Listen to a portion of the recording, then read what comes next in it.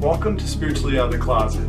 So today I want to dig into, after we die, what does it look like? How are we judged?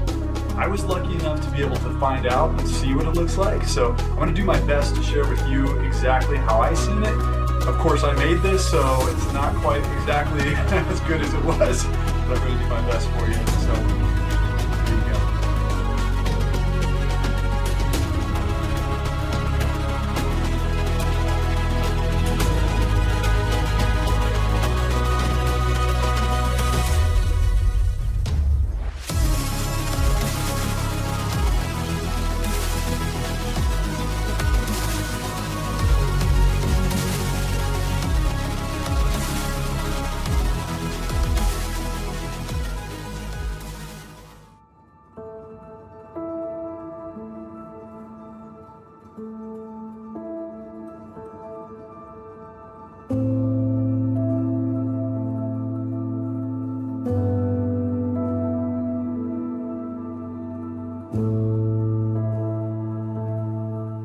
My consciousness came to as I looked around my surroundings. A deep sense of sorrow and grief hit me. I was drenched in sadness.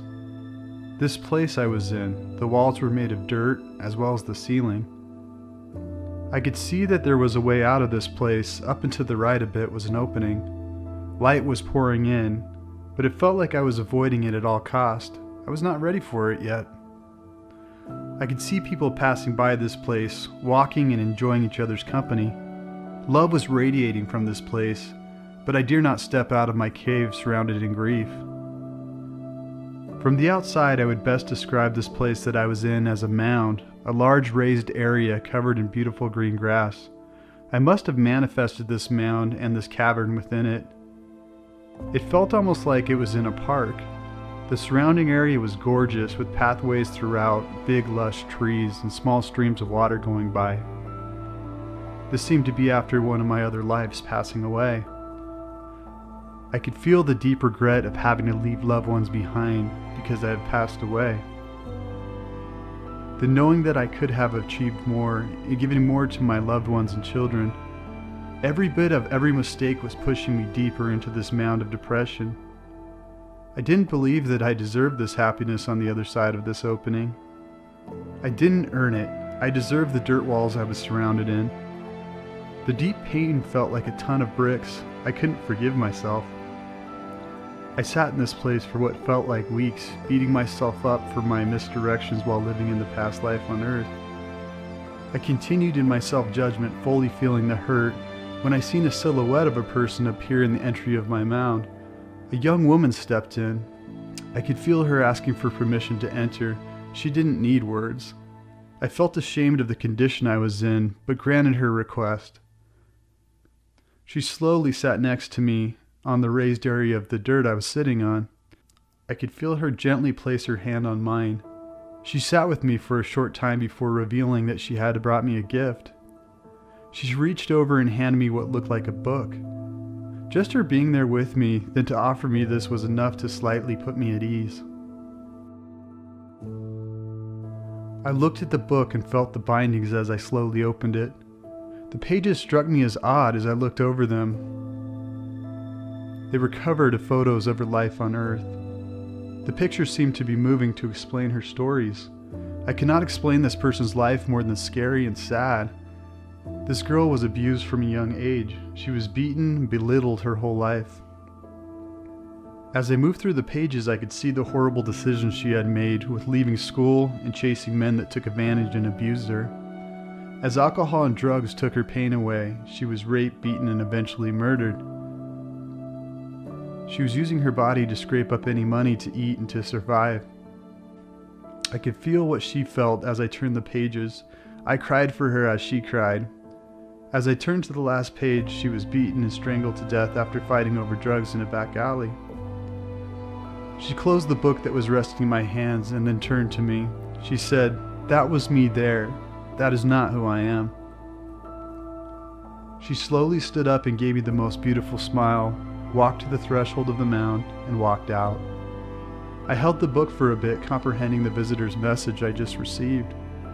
The power of truly feeling that she was on earth, in the flesh, and felt the pain of a wasted life. She had the courage to move past it. She existed as I did. I placed the book next to me on the dirt as I came to the realization that everything that I was feeling, the pain, the grief, the anger, it was not me. It was something that I felt from leaving my life on earth. It was time. I looked around one last time as my courage began to grow. I felt the walls as I walked towards the opening. I could feel the earth slightly crumbling through my fingers. I grasped the outside of the edges of the opening, pulled myself out, and slowly walked away. I came back into my fuzzy consciousness, lying in my room, vibing from head to toe.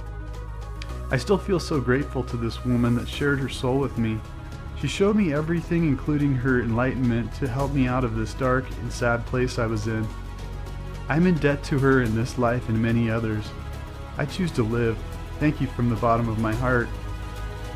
Another takeaway from this experience is that when she explained that it was who she was there, it is not who she is immensely impactful. Put this into perspective regarding your life.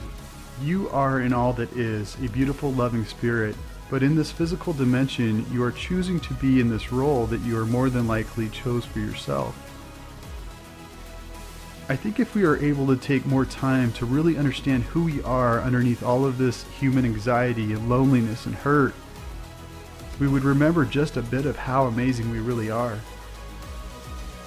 We should not expect a hierarchy of entities or spirits or angels or Jesus or even God to judge us when we arrive home.